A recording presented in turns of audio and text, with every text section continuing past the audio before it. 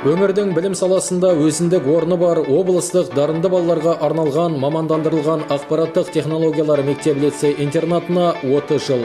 Осынау аралықта алынған асу, бағынған биік көп. Ол туралы сәл кейінірек. Алдымен оқу ошағының құрылу тарихына тоқталсақ. Орал педагогикалық институтының жанындағы педагогикалық лицей болып өз жұмысын бастады.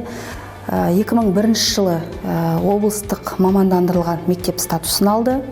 Содан кейін 2018 жылы қазіргі заман ағымына сай білім беретін ақпараттық технологиялар мектеп-лицей интернаты болып қайта құрылды.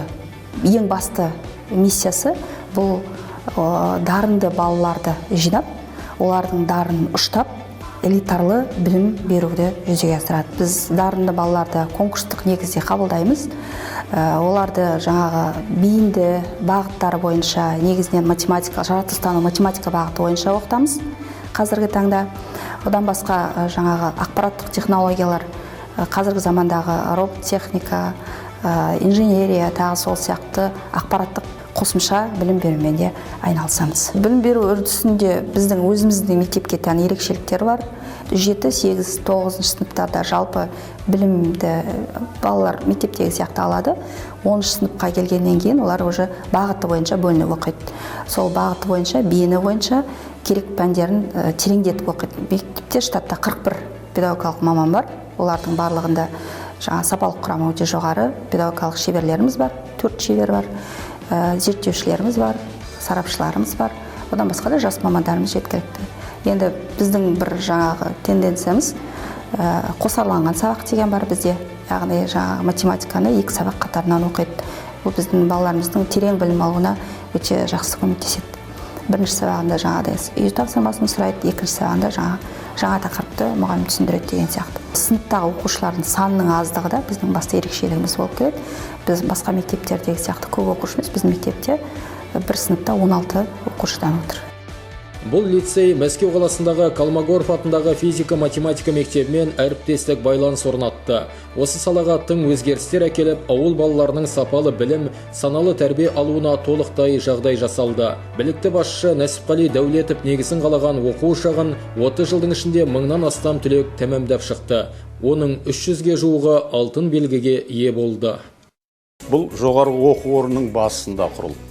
Оны енді ұйымдастырушы оған белсенділік көрсетіп, оның мәнін ерте түсінген сол кездегі институттың ректоры профессор Тұяқбай Зейтұлы болатынды.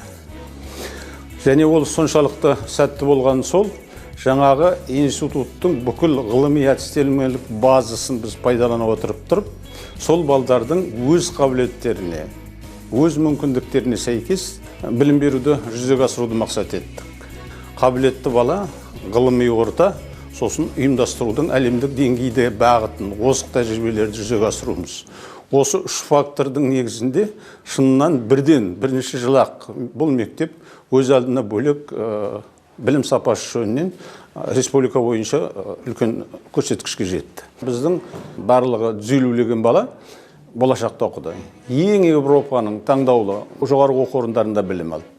Енді бұл мектепті осы 30 жылдың ішінде бітіріп шыққан талай түлектеріміз қазіргі таңда танымал болып, еліне адал қызмет етіп жүр.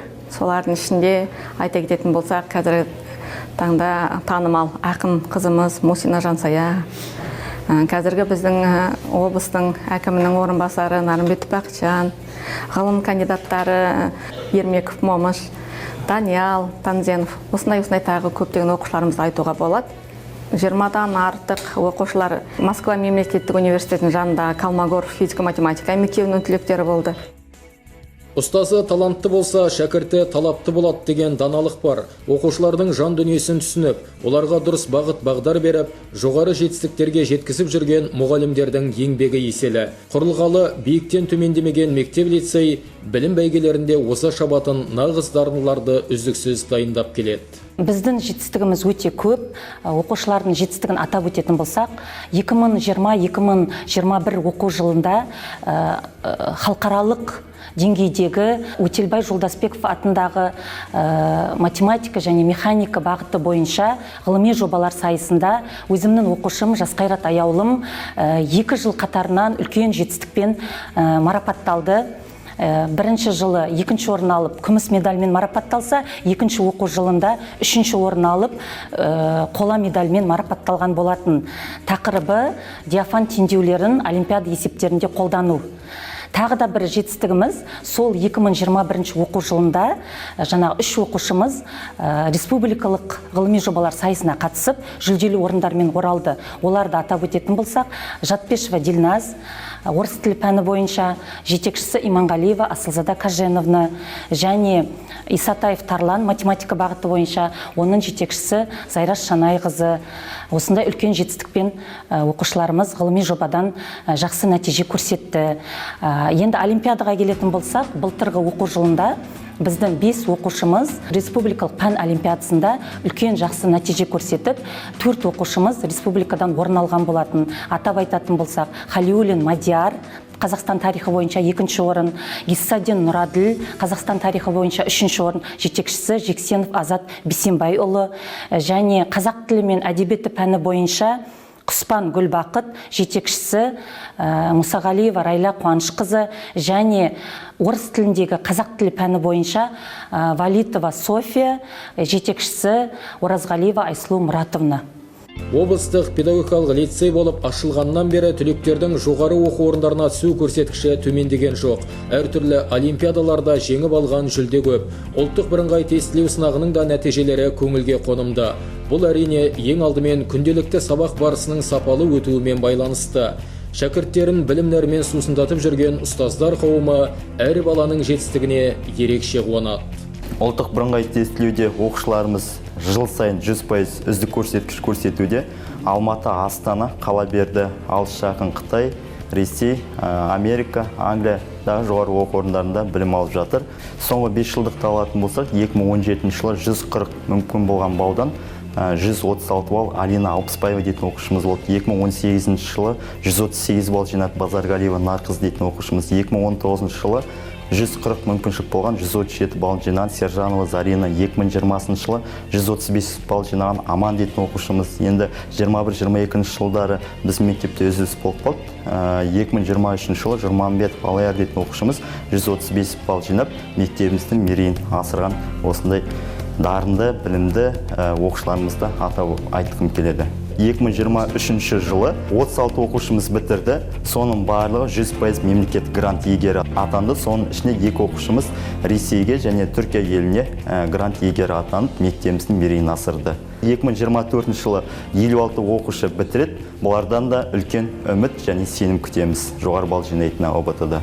Талапты да талантты шәкірттердің бірі Гүлбақыт Құспан, мектеп-лицейдің 11-ші сынып оқушысы. Химия, биология бағыты бойынша білім алады. Тек бір саламен шектеліп қалмаймын. Мұнда бізге жан-жақты жетілуге жағдай жасалған. Сондықтан шығармашылық қабілетімді шыңдай беремін дейді ол. Лицейге 2019 жылы 7-ші сыныпқа қабылдандым. Сол жылдан бері лицей мен үшін үлкен мүмкіндіктер мекеніне айналып, көптеген жетістіктерге қол жеткіздім. Соның ішінде 3 жылдың көлемінде қазақ тілі мен әдебиеті пәнінен олимпиадаға қатысып, өткен оқу жылында республикалық кезеңнің қола жүлдегері атандым. Бұдан бөлек эссе байқаулары, ғылыми жобаларға да қатысып, жүлделі орындарға ие болдым. Лицей бізге білім жолында ғана емес, шығармашылық, адами тұрғыда дамуға да өз ықпалын тигізді. Соның ішінде лицейіміздің өзін-өзі басқару ұйымы, Жасылан ұйымы үлкен жауапкершілікті сезініп, көшбасшылық қасиеттерімізді шыңдаса, біздің талантты алғыр оқушыларымыз жарыса оқуға, үнемі ізденіс үстінде болуға үйреткен болатын. Сонымен қатар лицейіміздің интернаты да біздің жақсы қасиеттерді бойымызға сіңіре өсуге, тұлғалық дамуымызға өз көмегін тигізді. 7-ші сыныптан бері лицей интернатында тәрбиеленіп жатқандықтан, интернатымыз оқушының еш нәрсеге алаңдамастан сапалы білім алуына жағдай жасап отыр деп нық басып айта аламын. Интернат осында жатып оқитын балалардың екінші үйі іспетті. Бұл жерде күнделікті өмірге қажеттінің бәрі бар. Оқушылар сабаққа әзірленеді, кітап оқиды, әртүрлі шараларға қатысады.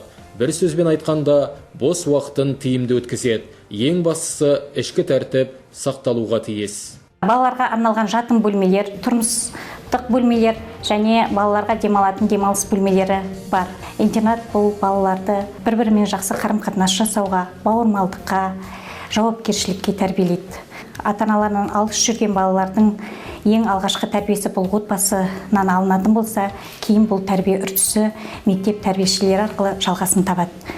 Күні бүгін мектеп-интернатта 72 оқушы оқып тәрбиеленуде. Жалпы мектеп интернат жатақханасы оқушылардың білім тәрбие алуына толықтай жақсы қамтылып жасалған. Мектеп интернат оқушыларының сабақтан тыс бос уақыттарын тиімді ұйымдастыру мақсатында интернатта тәрбиелік іс-шаралары өткізіліп отырады. Интернат оқушылары түгелдей үйірмелермен қамтылған. Жалпы осы мектеп интернатта тәлім тәрбие алған шәкірттеріміз бүгінде еліміздің елеулі дамуына өз үлестерін қосып, әртүрлі салаларда қызмет атқаруда. Біріккен бітірет, ұйымдасқан ұтат. Қазіргі таңда Жеңіс Меңдіғалиұлы басшылық ететін ұжымның бірлігі бекем, тірлігі тиянақты. Құрылғанына 30 жыл толған білім ұясы алдағы уақытта да биік белестерді бағындыра бермек.